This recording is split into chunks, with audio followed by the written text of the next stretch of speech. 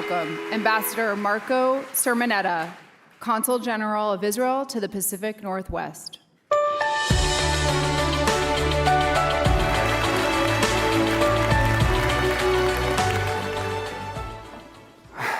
Shalom, everybody.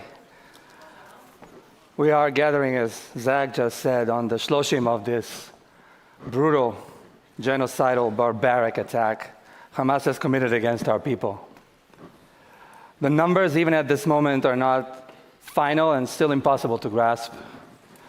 1,400 murdered, 6,900 injured, and 240 hostages. Unfortunately, and as an indication of the magnitude of these atrocities, many families have not yet reached this significant date in the Jewish calendar, just because some have not yet had buried their loved ones. Others had to wait until the remains were identified. Others because they simply didn't know until much later what precisely happened to their next of kin. Israel didn't want this war. You've heard this before, and I'm saying it again now. It was initiated by Hamas, unprovoked. But we are responding forcibly, and we intend to win it decisively. We simply have no other choice. That is the most important thing right now, and it is what Israelis are united around. It is reflected in the response of civil society in Israel and in the emergency unity government, which is an expression of the wishes of the vast majority of Israelis.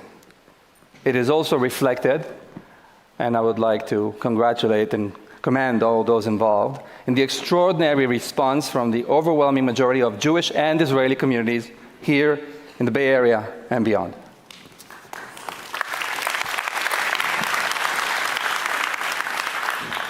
Friends, the necessity and urgency to come together in one united front, both home and around the Jewish world, derives also from the fact that, as we have seen, the war against the Jewish state has been used in order to incite, intimidate, harass, and act violently against Jews everywhere, bringing anti-Semitic incidents to an unprecedented level.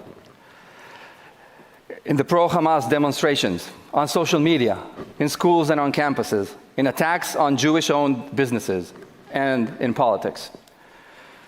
It is coming from the ultra-right, from Islamic extremists, and from the progressive left.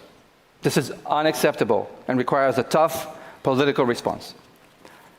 And as we continue to remind the world that there are no two sides to this war, because Israel is fighting a genocidal, anti-Semitic terrorist organization whose explicit objective is the annihilation of the State of Israel and the extermination of all Jews, masks are being torn off one by one. The masks are off of those who call themselves pro-Palestinians, but who barely 24 hours after the Hamas massacre and even before Israel had responded, took to the street in gleeful celebration of the atrocious pogrom against innocent Israeli babies, children, women, men, and the elderly.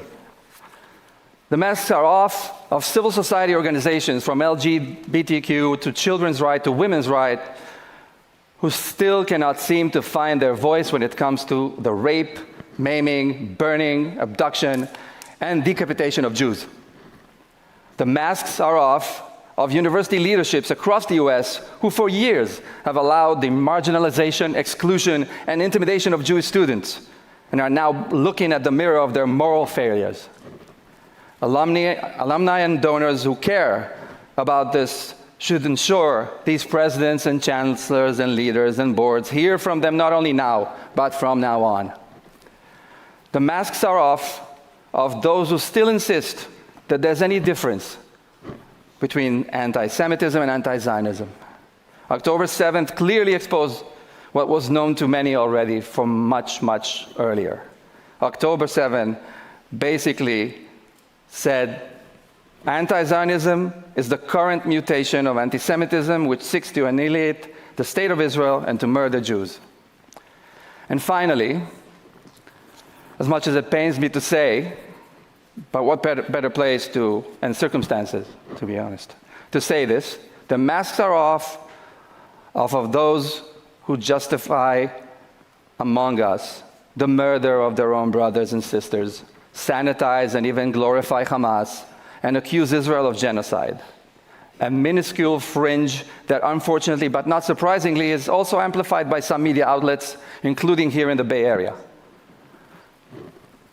Like the wicked son in the Haggadah, they have excluded themselves from our people.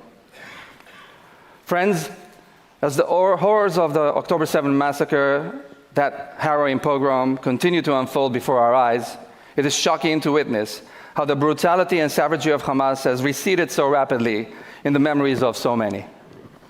It is even more astonishing to see how even as forensic evidence is still being recovered and remains are still being identified, there are those who already have turned to blatant denial. Well, we have not forgotten what Hamas did on October 7th. We will never forget, and we will make sure that the world does not forget either.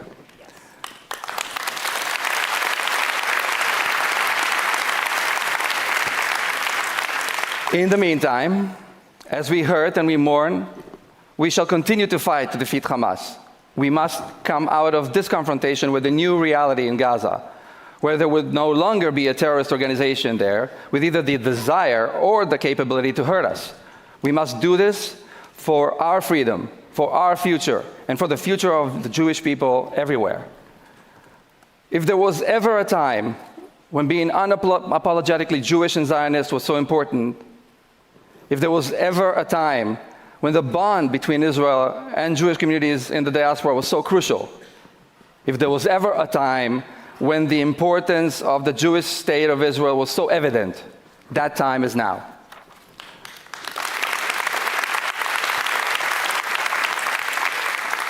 My sisters and brothers, before I conclude, please allow me two things. First of all, to call from here, from this stage, together with all of you, I believe, for the immediate and unconditional release of all our 240 hostages in the hands of Hamas. And demand to bring them home now. And second, if I may, a prayer for our soldiers.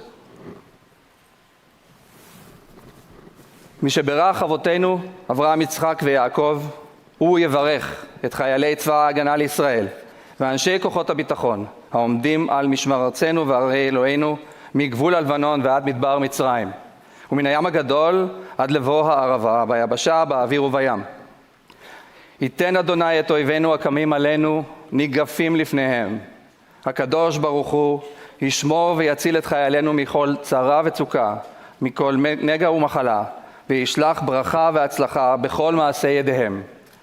ידבר שונאינו תחתיהם ויעטרם בכתר ישועה ובעטרת ניצחון.